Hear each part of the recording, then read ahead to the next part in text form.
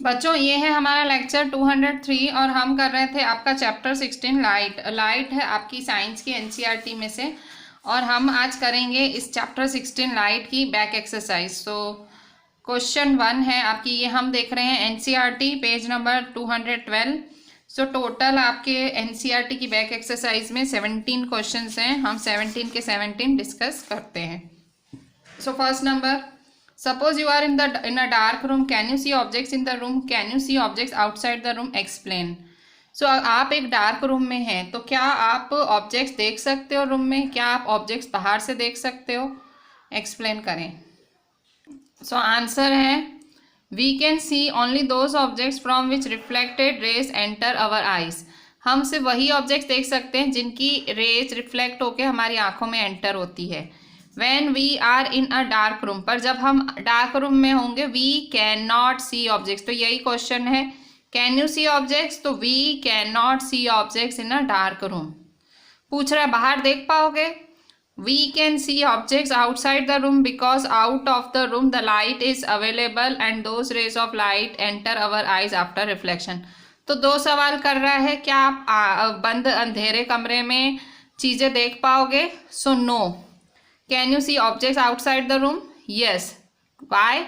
Because outside the room there is a light और वो light हमारी आँखों में एंटर होएगी रिफ्लेक्शन के बाद। सो हमें दिखने लगेगा, मतलब हम वो ऑब्जेक्ट देख पाएंगे। सो लाइट की प्रेजेंस में दिखता है, लाइट की एब्सेंस में नहीं दिखता। Question 2, differentiate between regular and diffused reflection. Does diffused reflection mean the failure of the law of reflection. कह रहा है रेगुलर रिफ्लेक्शन और डिफ्यूज रिफ्लेक्शन क्या होता है, डिफरेंस बिटवीन लिखो। और पूछ रहा है कि जो डिफ्यूज्ड रिफ्लेक्शन होता है, क्या डिफ्यूज रिफ्लेक्शन का मतलब लॉ ऑफ रिफ्लेक्शन वहाँ फेल हो जाता है। लॉ ऑफ रिफ्लेक्शन 2 पॉइंट्स थे आपके कि angle of incidence is equal to angle of reflection, और दूसरा पॉइंट था आपका कि तीनों जो रेज होती है इंसिडेंट और जो रिफ्लेक्टेड और नॉर्मल, ये तीनों जो होती हैं प्लेन में लाई करती हैं। सो कह रहा है क्या ये लॉ ऑफ रिफ्लेक्शन ओबे करता है। सो आंसर है difference between regular and diffused reflection. Regular और डिफ्यूज्ड रिफ्लेक्शन के बीच का difference. So regular reflection, diffused reflection. Regular reflection क्या होता है, it takes place on a smooth and shiny surface. Regular reflection कहाँ होता है, स्मूथ और शाइनी सरफेस में। डिफ्यूज्ड क्या होता है, it takes place on a rough surface. Regular reflection, in this case all rays are parallel after reflection. इस case में पैरेलल रेज हो जाती हैं रिफ्लेक्शन के बाद। और डिफ्यूज्ड में क्या होता है, reflected rays are in different direction, अलग अलग डायरेक्शन में होती हैं। ठीक है, ये स्मूथ सरफेस, ये रफ सरफेस, इसमें पैरेलल, इसमें डिफरेंट डायरेक्शन रेज। अच्छा, अब पूछ रहा है कि difference between regular and diffused reflection. So क्या है डिफरेंस बिटवीन, ये लिख लिया हमने। फिर दूसरी चीज़ क्या पूछ रहा है कि जो डिफ्यूज रिफ्लेक्शन है क्या वो फेल करती है, लॉ ऑफ रिफ्लेक्शन मतलब ओबे नहीं करती है, फॉलो नहीं करती है। So diffuse reflection is not due to the failure of laws of reflection, it is caused by the irregularities in the reflecting surface. तो इसका मतलब ये नहीं कि लॉ ऑफ रिफ्लेक्शन फेल हो गया, इसका मतलब है कि सरफेस इरेगुलर है। ठीक है, ऐसा नहीं कि भाई अगर भाई इमेज नहीं मिल रही है या कुछ है तो लॉ ऑफ रिफ्लेक्शन गलत है, नहीं, सरफेस में इरेगुलरिटी है, सरफेस रफ है। ठीक है। क्वेश्चन 3 पूछ रहा है mention against each of the following whether regular और diffuse reflection will take place when a beam of light strikes, justify your answer in each case. कह रहा है कि बताओ कि रेगुलर रिफ्लेक्शन होगा कि डिफ्यूज रिफ्लेक्शन होगा, और आंसर को जस्टिफाई करो। देखो A number, polished wooden table, wooden जो पॉलिश की हुई वुड की टेबल है, लकड़े की टेबल है पॉलिश हुई, तो वो क्या रेगुलर है कि डिफ्यूज्ड रिफ्लेक्शन है। सो अ रेगुलर रिफ्लेक्शन। सो और आंसर भी जस्टिफाई करना है आपको। ठीक है, सो पॉलिश्ड वुडन टेबल का आंसर है a regular reflection takes place on a polished wooden table because its surface is smooth. सीधा सीधा कॉमन सेंस वाला आंसर है। यहाँ आंसर लिखोगे regular reflection because surface is smooth. क्यों, क्योंकि पॉलिश्ड है ना, पॉलिश्ड है मतलब स्मूथ होगा। चॉक पाउडर में कैसा रिफ्लेक्शन होगा? So diffused. चॉक पाउडर में डिफ्यूज्ड रिफ्लेक्शन होगा। क्यों? क्योंकि उसका सरफेस होता है अनइवन। चॉक पाउडर का सरफेस अनइवन होगा। Cardboard surface, so cardboard surface भी उबड़ खाबड़ हो सकता है। सो इरेगुलर रिफ्लेक्शन या डिफ्यूज्ड रिफ्लेक्शन, जो भी बोल दो, इरेगुलर या so cardboard surface has minute irregularities on it. Minute मतलब छोटी छोटी। D, marble floor with water spread over it.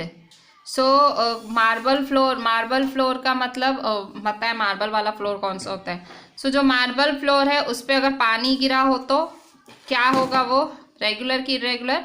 Regular. क्यों? क्योंकि पानी गिरा है तो एकदम मतलब स्मूथ सरफेस हो जाएगा ना, कोई भी फिसलेगा smooth.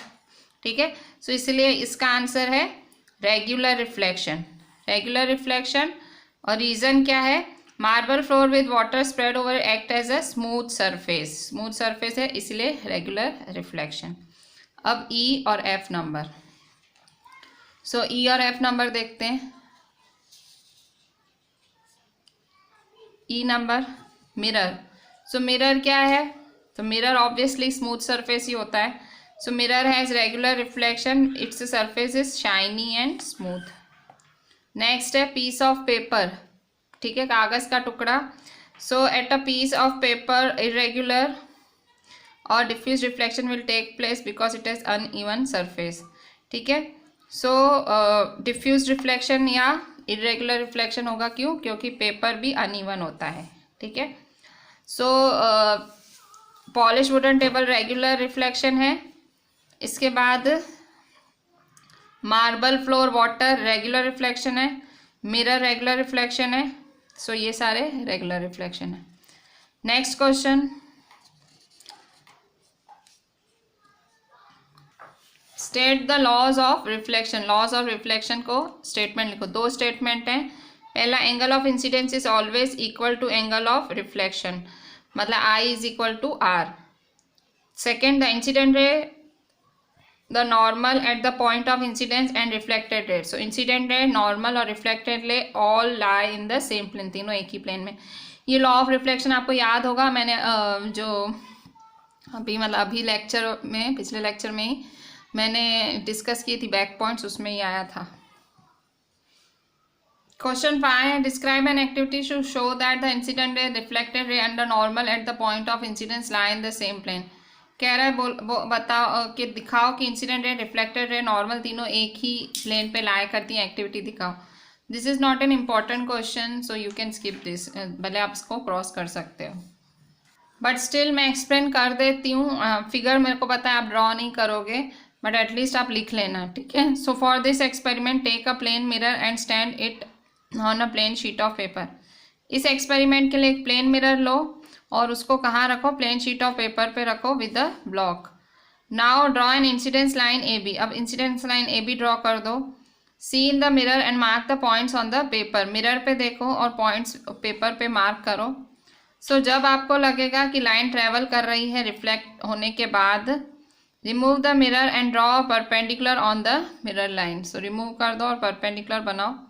Join the points to make reflected ray. ठीक है, जॉइन करो और रिफ्लेक्टेड रे बनाओ। You will see the incident ray, the reflected ray, normal will be in the same plane. आपको क्या दिखेगा? तीनों एक ही प्लेन पे हैं। ठीक है, सो ये एक्सप्लेनेशन है and this is the figure. ठीक है, फिगर मेरे को पता है आप नहीं ड्रॉ करोगे। फिगर में सिंपली आप ऐसे ड्रॉ कर सकते हो, ये सरफेस है, ये तीन रेस बना सकते हो। ठीक है, अच्छा इसके बाद है question 6, fill in the blanks. Question 6, fill in the blanks in the following. A person 1 meter in front of a plane mirror seems to be blank meter away from his image.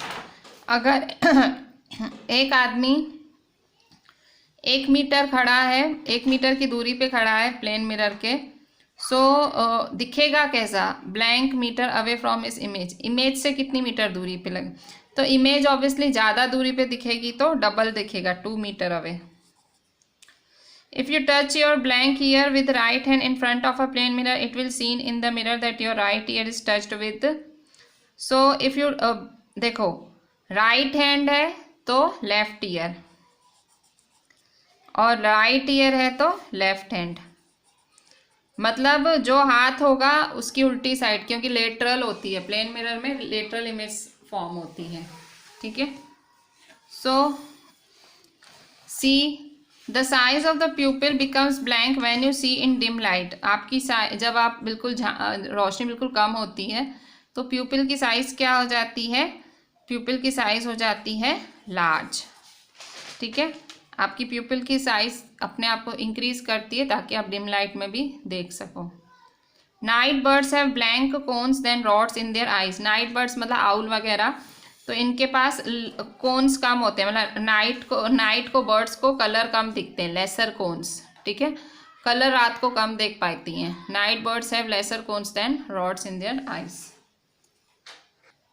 Question 7. Angle of incidence is equal to angle of reflection. Always, sometimes, under a special condition, never. हमेशा, always. क्यों?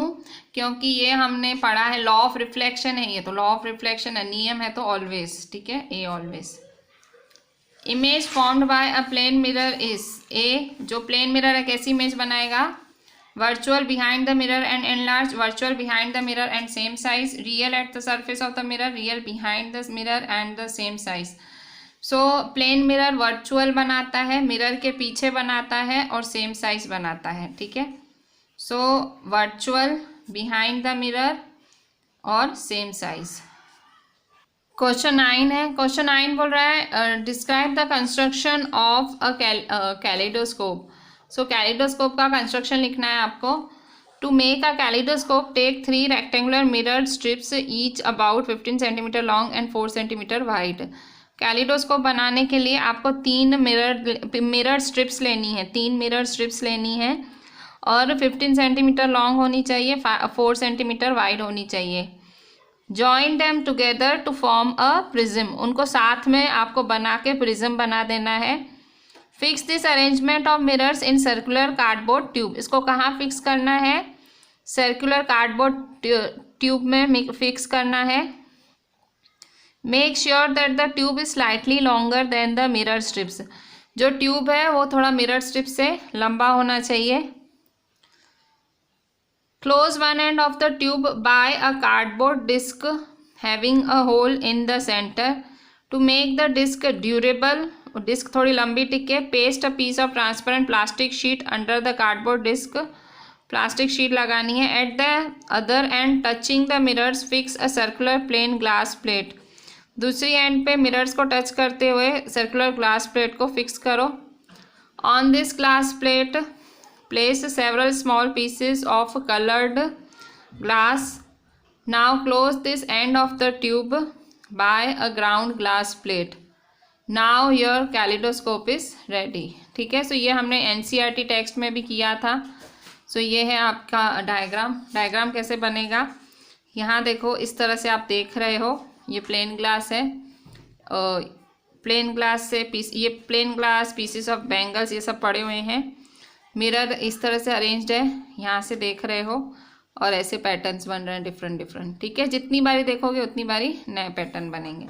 ये NCERT में भी आपने देखा था kaleidoscope का construction.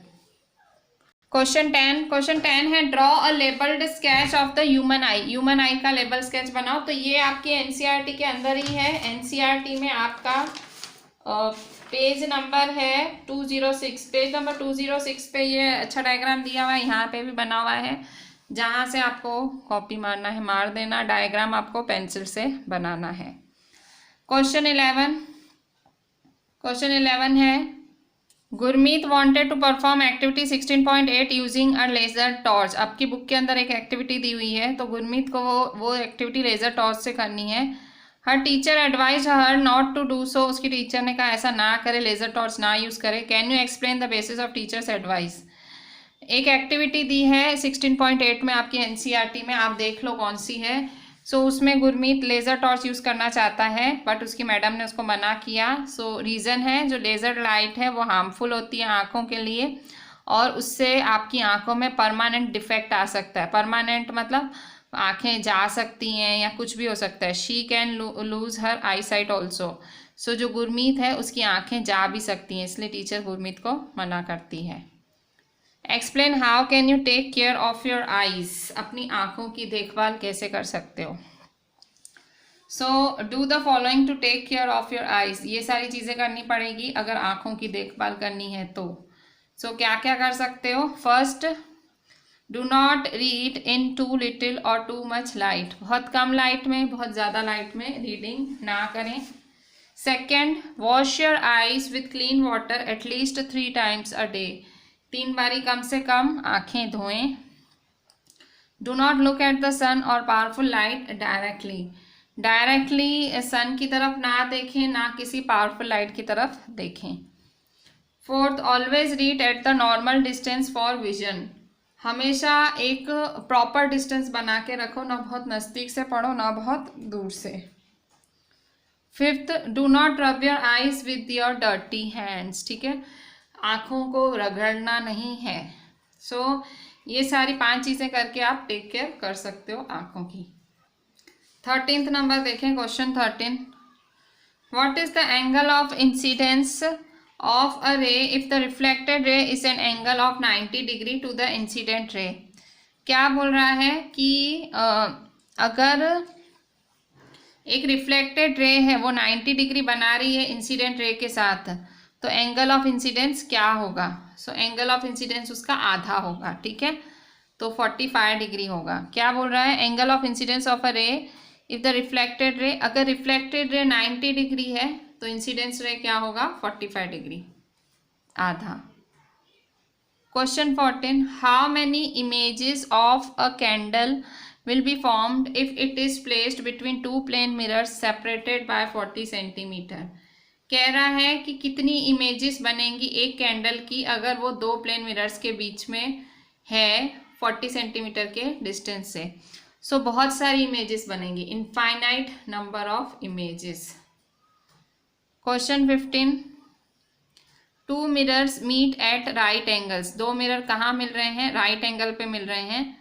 A ray of light is incident at an angle of 30 degree as shown in figure। So 2 mirror हैं, कहाँ मिल रहे हैं, राइट एंगल्स पे, और a ray of light is incident at an angle of 30 degree। So 30 degree पे incident है रे ऑफ लाइट, फिगर में भी दिखाया गया है। So draw the reflected ray, आपको रिफ्लेक्टेड रे ड्रॉ करनी है। सो यहाँ देखो ये आपका क्वेश्चन है, ये इंसिडेंट रे 30 डिग्री पे आ रहा है, तो कह रहा है रिफ्लेक्टेड रे कितने एंगल पे जाएगा, तो हमने अभी अभी पढ़ा कि रिफ्लेक्टेड एंगल डबल होता है, इंसिडेंट रे आधा होता है। सो ये 30 डिग्री है, तो यहाँ देखो क्या हो गया 60, देखो यहाँ आया तो 62 डिग्री हो गया, तो ये क्या हुआ, ये हुआ रिफ्लेक्टेड, ठीक है, 30 डिग्री गया तो 60 डिग्री, ठीक है। Question 16, Boojho stands at A, Boojho A पे खड़ा है, stands at A just on the side of a plane mirror as shown in figure 16.11। इस फिगर में लिखा है, देखो यहाँ बूजो खड़ा है, ये बूजो की पोजीशन है, और कहाँ खड़ा है, on the side of plane mirror, plane mirror के साइड में खड़ा है, ये प्लेन मिरर है, यहाँ बूजो खड़ा है। Can he see himself in the mirror, क्या मिरर में खुद को देख पाएगा। Also can he see the image of objects PQR, क्या वो PQR की इमेज देख पाएगा। He cannot see his image himself, he can see only the image of P but not only of QR। तो क्योंकि देखो मिरर यहाँ पड़ा है, देखो बूजो यहाँ है, देखो बूजो यहाँ है, तो बूजो को खाली किस किस की इमेज दिखेगी, उसको खाली P की ही दिखेगी, क्योंकि P देखो मिरर पे है, Q भी देखो मिरर के बाहर है, R भी मिरर के बाहर है। सो बूजो को खाली किसकी इमेज दिखेगी मिरर में, P की। क्यों, क्योंकि P किसकी इमेज दिखेगी, P की, क्योंकि P ही है मिरर के सामने, बाकी बूजो भी नहीं है, QR भी नहीं है। He can not see his image himself, he can see only image of P। 17th नंबर, find out the position of the image of an object situated at A in the plane mirror. क्या बोल रहा है कि आपको क्या find करना है, position of image of an object, object की आपको पोजिशन फाइंड करनी है। Find out the position of the image of an object situated at A in the plane mirror। Can पहली at B sees this image, क्या B पे पहली को दिखेगी, बूजो को C पे दिखेगी image. When Paheli moves from B to C, जब पहेली बी से सी जाएगी, where does the image of A move. ठीक है, सो क्वेश्चन देख लिया। अभी ये जो इन्होंने डायग्राम दिया है इसके हिसाब से क्वेश्चन समझना है। क्या बोल रहा है, find out the position of the image of an object situated at A in the plane mirror. So ये जो ए ऑब्जेक्ट दिया हुआ है, इसकी प्लेन मिरर में क्या इमेज बनेगी। Find out the position of image of an object situated at A in the plane mirror. Can Paheli at B see this image. ठीक है, ये बी पे पहेली है, क्या उसको इमेज ये दिखेगी ए की। क्या सी को दिखेगी ये इमेज।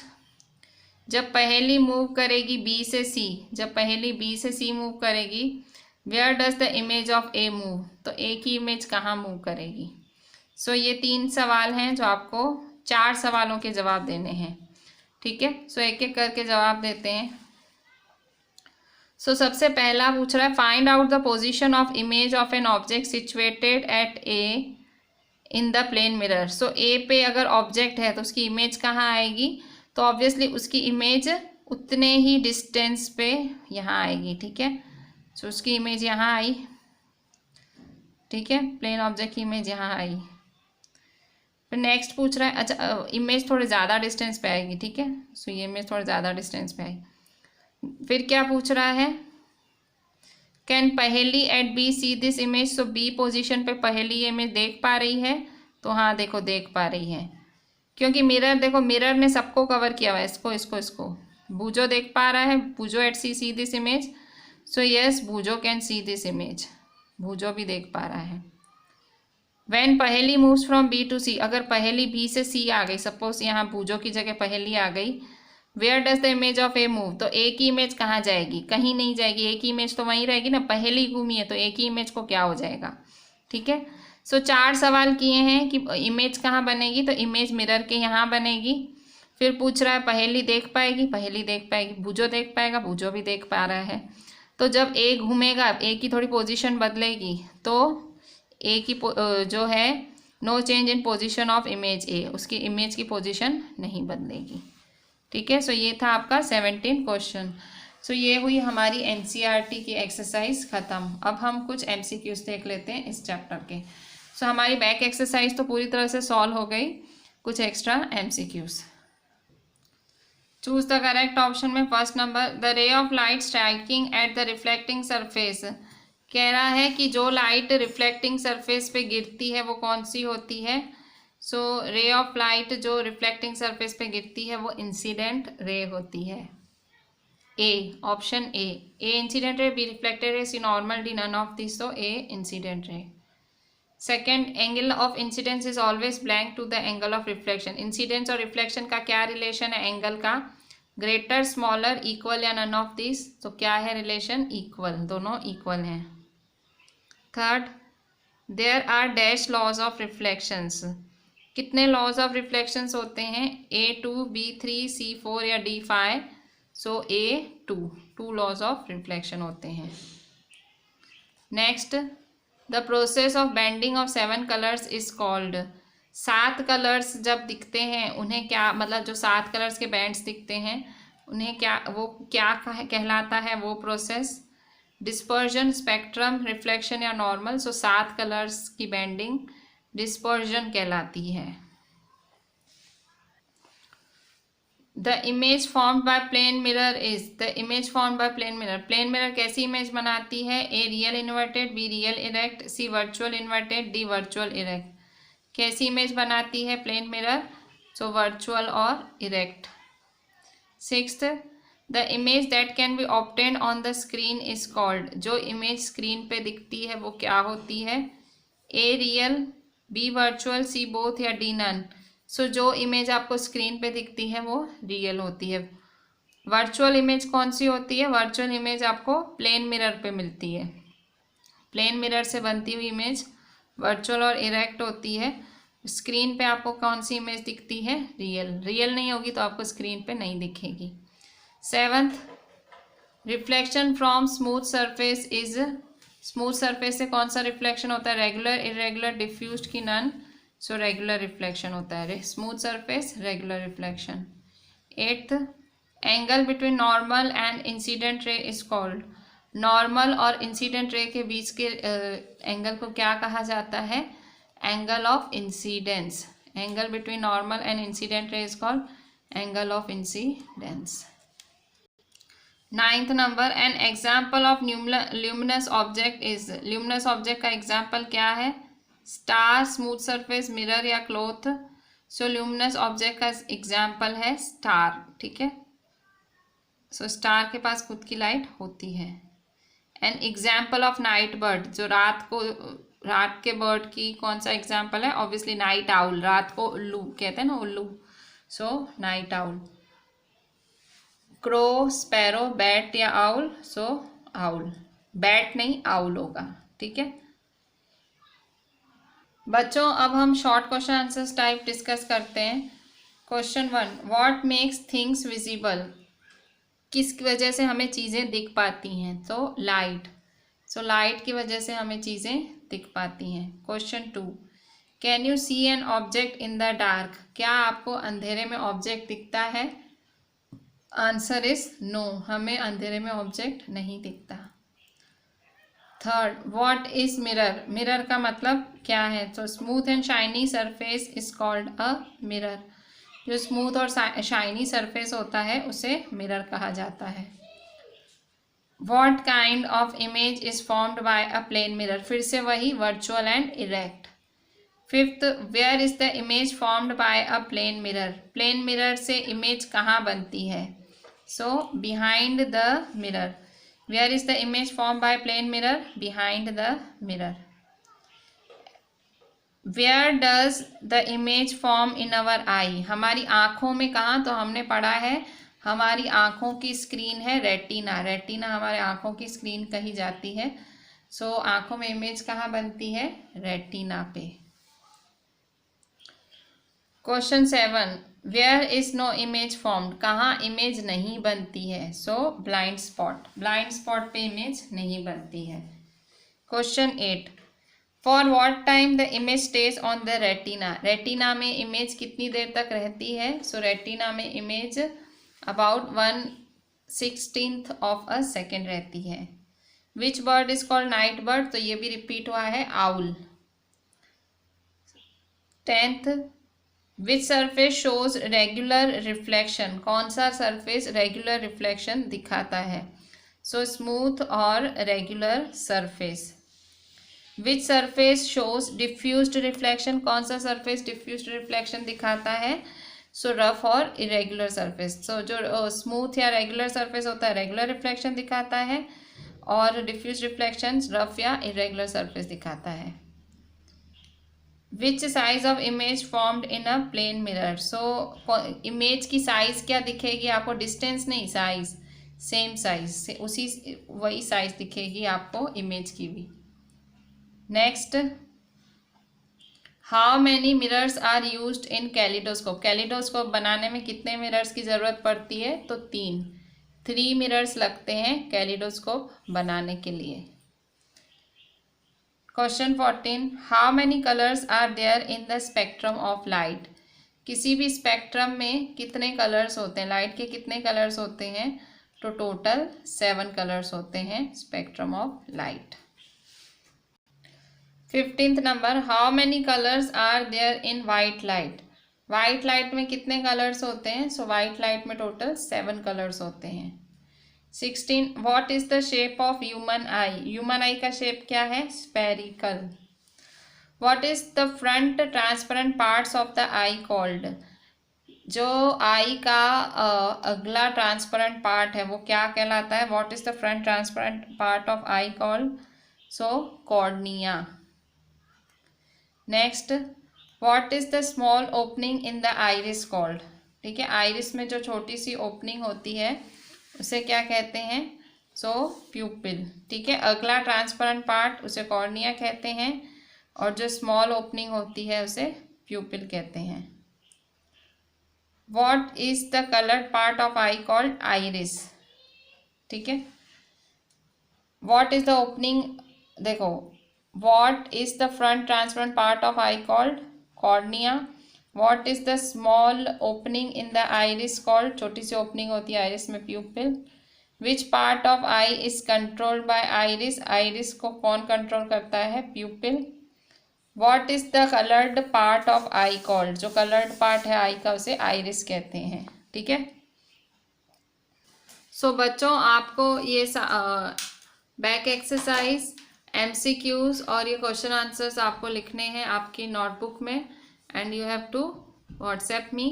एंड आपको मैंने एनसीईआरटी टेक्स्ट बुक में एक हमने बॉक्स मिस कर दिया है पढ़ना, सो हम वो कर लेते हैं क्योंकि फाइनली पूरा चैप्टर ख़त्म करें। So one box we have missed in your NCERT, page 208 पे है ऑरेंज बॉक्स, वो हम रीड कर लेते हैं। सो ये है पेज 208 पे आपकी एनसीईआरटी टेक्स्ट बुक में, page 208। So did you know में है, ये आपकी एनसीईआरटी में है।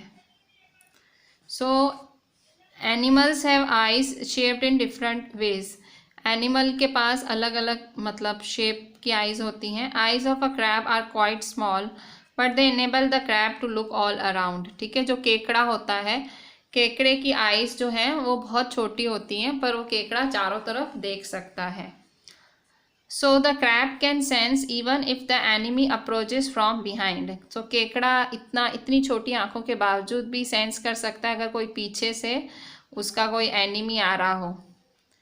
Butterflies have large eyes, butterfly है उसकी आंखें बड़ी होती हैं। That seem to be made up of thousands of little eyes, ठीक है। सो बटरफ्लाइज की आइज बड़ी होती हैं, सो वो छोटी छोटी आइज की हजारों आंखों की बनी हुई होती हैं। They can see not only in the front and the sides but the back as well, so ये बटरफ्लाई क्या कर सकते हैं, आगे या साइड में नहीं पर पीछे भी देख सकते हैं, ठीक है। क्यों, क्योंकि बटरफ्लाइज की बड़ी आंखें होती हैं जो कि छोटी आंखों की बनी हुई होती हैं, ठीक है। ये बड़ी आंखों में हजारों छोटी आंखें होती हैं, फ्रंट साइड पीछे सब जगह देख सकते हैं। थर्ड वन तो देखो, एक क्रैब पढ़ा आपने, फिर आपने क्या पढ़ा, बटरफ्लाई, और तीसरा है आपका नाइट बर्ड, ठीक है। इस पे 2-3 क्वेश्चंस भी आए थे, अभी मैंने जितना पढ़ा है उसमें। अ नाइट बर्ड या owl, a night bird owl can see very well in the night but not during the day. Owl जिसको रात का पक्षी बोलते हैं वो रात को अच्छे से देख सकता है, can see very well in the night, रात को उल्टा अच्छे से देख सकता है बट दिन को नहीं देख सकता, इसलिए इसे नाइट बर्ड कहते हैं। A night bird owl can see very well in the night, रात को अच्छे से देख सकता है but not during the day. On the other hand day light birds, दिन के जो पक्षी होते हैं जैसे कि काइट, देखो आउल रात को उल्टा देख सकता है और दिन को अंधा हो जाता है। On the other hand day light birds like kite, eagle can see well during the day but not in the night. दूसरी जो दिन के पक्षी होते हैं, दोपहर के पक्षी होते हैं जैसे कि काइट और ईगल, ये लोग दिन को देख सकते हैं बट रात को नहीं। सो कारण क्या है, क्यों ये देख सकते हैं। So owl has a large cornea and a large pupil to allow more light in its eye. Owl का कॉर्निया भी बड़ा होता है, प्यूपिल भी बड़ा होता है, जिसकी वजह से ज़्यादा लाइट उसकी आँखों में आती है। Also, it has on its retina a large number of rods and only a few cones. So, इसकी रेटिना पे रॉड सेल्स बहुत ज़्यादा होते हैं, कोन सेल्स कम होते हैं। जबकि दोपहर वाले पक्षी होते हैं उनके पास कोन सेल्स ज़्यादा होते हैं, रॉड सेल्स कम होते हैं, ठीक है। सो इस तरह से यही कारण है।